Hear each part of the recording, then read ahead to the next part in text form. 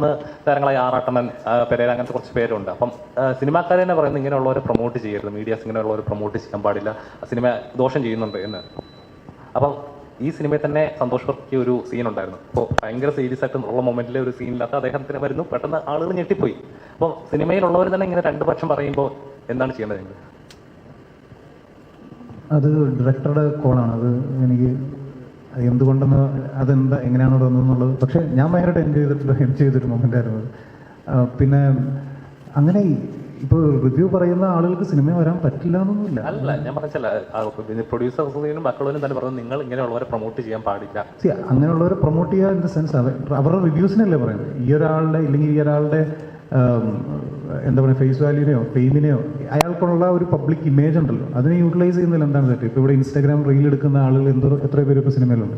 അത് അവരുടെ public ഇമേജിനെ utilise ചെയ്യുന്നില്ലേ? അവർക്കുള്ള ആ ഒരു ഇമേജിനെ അതുപോലെ തന്നെ യൂട്ടിലൈസ് ചെയ്യുന്നതാണ്.